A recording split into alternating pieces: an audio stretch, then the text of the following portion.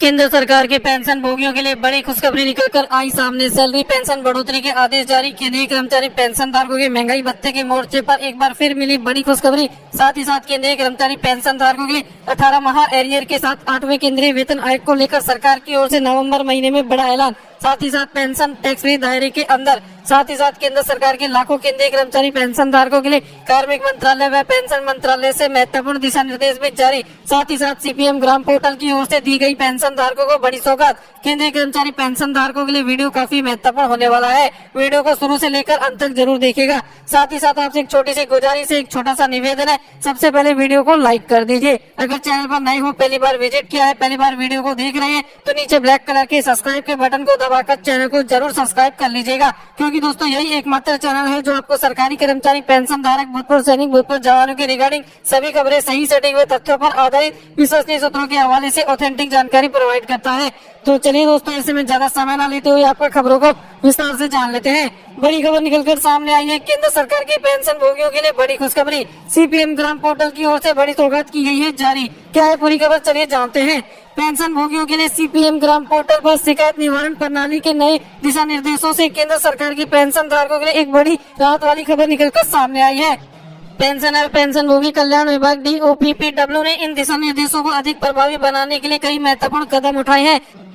शिकायत निवारण अधिकारियों की भूमिका। यदि किसी कार्यालय के पास पहुंची पेंशन भोगी की शिकायत यदि उसके विभाग से संबंधित नहीं है तो उसे तुरंत संबंधित विभाग को भेजना होगा। यदि ये संभव नहीं है तो उसे अपने मंत्रालय विभाग के नोडल लोक शिकायत अधिकारी को भेजना होगा। किसी भी स्थिति में शिकायत को नहीं टालना है, यह कहकर कि यह इस कार्यालय से संबंधित नहीं है, ऐसा नहीं किया जाएगा भविष्य में। नोडल लोक शिकायत अधिकारियों की जिम्मेदारी। नोडल अधिकारी हर माह शिकायतों की समीक्षा करेंगे और समाधान की गुणवत्ता का ध्यान रखेंगे। साथ ही वे शिकायतों के मूल कारणों को समझकर भविष्य में ऐसे मामले के रोकने के उपाय भी करेंगे। समय सीमा। सभी शिकायतों का निपटारा 21 दिन में करने का प्रयास किया जाना चाहिए। यदि किसी शिकायत समय पर हल नहीं हो पाती है तो पोर्टल पर कारण सहित अस्थायी तौर पर उसका उत्तर प्रदान किया जाना चाहिए। अपील का अवसर। यदि पेंशन भोगी को लगता है कि उसकी शिकायत का समाधान संतोषजनक नहीं है तो वे शिकायत बंद होने के 30 दिन के भीतर पुनः अपील कर सकते हैं। अपील का निपटारा भी 30 दिन में करना होगा।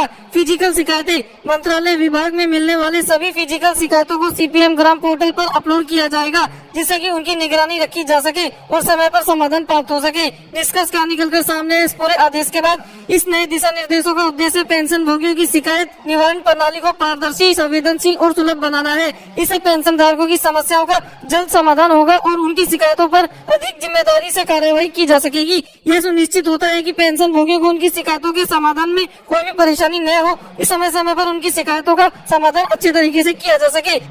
दोस्तों, आप सभी को बता दें कि आपको पेंशन के रिगार्डिंग कोई भी दिक्कत होती है, आपकी पेंशन कम है, आपको पेंशन के साथ जो एरियर मिलना चाहिए था उस एरियर का भुगतान नहीं हुआ है, आपकी पेंशन संशोधन में गड़बड़ी है या पेंशन के रिगार्डिंग आपको कोई भी दिक्कत है, पहले भी आप सीपीएम ग्राम पोर्टल पर शिकायत दर्ज करते थे, लेकिन अब आसानी से शिकायत दर्ज भी कर पाएंगे और आपके उत्तर आने के लिए सीपीएम ग्राम पोर्टल अब ज्यादा समय नहीं लेगा। 21 दिन के भीतर आपको उत्तर भी दे दिया जाएगा आपकी शिकायत का निवारण करने के बाद। तो ऐसे में यहाँ पर पेंशन धारकों के लिए सीपीएम ग्राम पोर्टल एक संजीवनी बूटी की तरह है, जहाँ पेंशन धारक ऑनलाइन प्लेटफॉर्म के माध्यम से अपनी शिकायतें दर्ज कर सकते हैं और अपनी शिकायतों का समाधान भी पा सकते हैं।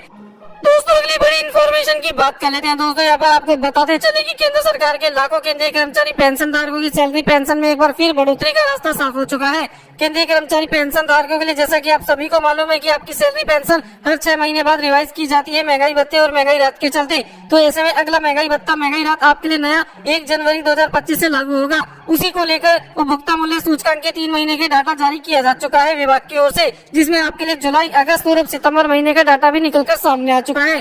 डाटा आने के बाद आपके महंगाई भत्ते और महंगाई राहत में 1.5% की बढ़ोतरी दर्ज की गई है। वहीं पर 3 महीने के डाटा आने के बाद और 1.5% की बढ़ोतरी की जाती है।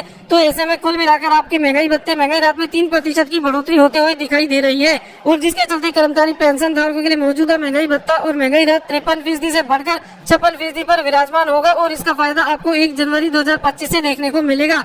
तो ऐसे में कर्मचारी पेंशन धारकों के लिए खुशखबरी है, लेकिन ये इतनी बड़ी खुशखबरी भी नहीं है, क्योंकि महंगाई भत्ता केवल 3% ही बढ़ने के आसार दिखाई दे रहे हैं। यदि आगामी 3 महीनों के अंदर इसमें अधिक तेजी नहीं आती है तो मानकर चले कि आपका महंगाई भत्ता महंगाई राहत 3% ही बढ़ेगा। वहीं पर दोस्तों, अगली बड़ी खबर की बात कर लेते हैं। आपको बताते चले कि जेसीएम के सचिव शिव गोपाल मिश्रा की 20 तारीख को केंद्र सरकार के साथ मीटिंग है 8वें वेतन आयोग को लेकर, और साथ ही साथ इस मीटिंग में आपके फिटमेंट फैक्टर को लेकर भी अहम चर्चा की जाएगी।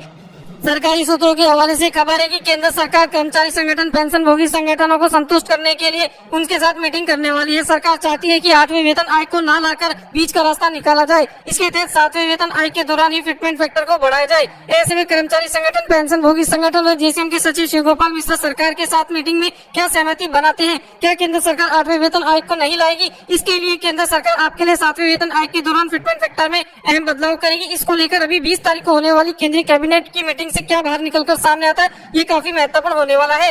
ये मीटिंग ही निर्धारित करेगी आपके लिए भविष्य में 8वां वेतन आयोग लाया जाएगा या फिर नहीं लाया जाएगा। सरकार इसे दरकिनार करते हुए 7वें वेतन आयोग के दौरान ही सैलरी पेंशन में संशोधन के लिए कोई अलग रास्ता निकालती है। सूत्रों के हवाले से खबर है कि केंद्र सरकार चाहती है कि 8वें वेतन आयोग को न लाकर 7वें वेतन आयोग के दौरान ही फिटमेंट फैक्टर को बढ़ा दिया जाए, ताकि कर्मचारी पेंशनर्स की सैलरी पेंशन को संशोधित कर दिया जाए।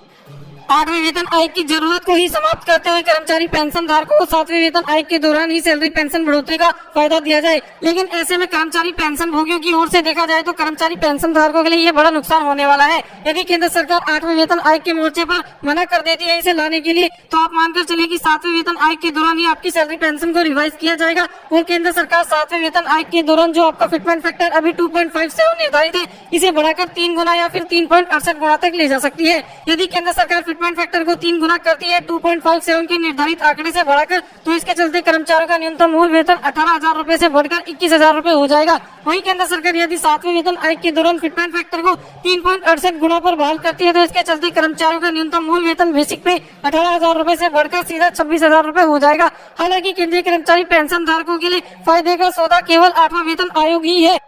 ऐसे में नहीं लगता है कि जेसीएम के सचिव शिव गोपाल मिश्रा केंद्र सरकार के साथ सहमति बनाएंगे कि केंद्र सरकार 7वें वेतन आयोग के दौरान ही फिटमेंट फैक्टर को बढ़ाए। माना जा रहा है कि जेसीएम के सचिव शिव गोपाल मिश्रा केंद्र सरकार से 8वें वेतन आयोग को लाने का दबाव बनाएंगे और अगर केंद्र सरकार सहमत होती है तो मानकर चलिए कि नवंबर के महीने में जेसीएम की मीटिंग के बाद आपके लिए बड़ा ऐलान प्रेस कॉन्फ्रेंस से केंद्र सरकार करते हुए दिखाई दे सकती है। केंद्र सरकार 8वें केंद्रीय वेतन आयोग को लेकर भी बड़ा ऐलान करती है, तो ऐसे में मानकर चलिए कि आपके लिए 1 जनवरी 2026 से सही समय पर 8वें वेतन आयोग को प्रभावी किया जा सकेगा। वहीं पर दोस्तों बताते चले कि 20 नवंबर को होने वाली जेसीएम के सचिव शिव गोपाल मिश्रा की केंद्र सरकार के साथ जो मीटिंग होगी ये काफी अहम होने वाली है। यही मीटिंग आपकी रूपरेखा तैयार करेगी कि आपकी सैलरी पेंशन में किस तरह की बढ़ोतरी भविष्य में संभावनाएं बनती है। वहीं पर दोस्तों बता दें कि इस मीटिंग में जेसीएम के सचिव शिव गोपाल मिश्रा केंद्र सरकार के सामने 18 माह एरियर का मुद्दा एक बार फिर जोर शोर से उठाएंगे, ताकि केंद्रीय कर्मचारी पेंशन धारकों को कोरोना काल में जो नुकसान हुआ था उसकी भरपाई करवाई जा सके केंद्र सरकार से। ऐसे में साथ ही साथ आपको बता दें कि सुप्रीम कोर्ट में इन दिनों याचिकाएं दायर हो सकती है। इस महीने बताया जा रहा है कि सुप्रीम कोर्ट में कम्यूटेशन बहाली के लिए एक सर्वमान्य आदेश जारी करने के लिए सुप्रीम कोर्ट के अंदर याचिका दायर की जा सकती है कि कम्यूटेशन बहाली 12 साल में की जाए। इसके लिए केंद्र सरकार और राज्य सरकारों के लिए एक सर्वमान्य आदेश जारी करे सुप्रीम कोर्ट, ताकि अलग अलग हाई कोर्ट में जाकर अपील न करनी पड़े कम्यूटेशन बहाली को लेकर। वहीं पर केंद्र सरकार की ओर से बड़ा आदेश जारी किया जा सकता है। 65 वर्ष की आयु से पेंशन में प्रत्येक 5 साल अंतराल पर 5%, 10%, 15% पेंशन बढ़ोतरी को लेकर माना जा रहा है कि नवंबर महीने के अंतिम सप्ताह में इसको लेकर ऐलान देखने को मिल सकता है। जय हिंद, जय भारत, वंदे मातरम।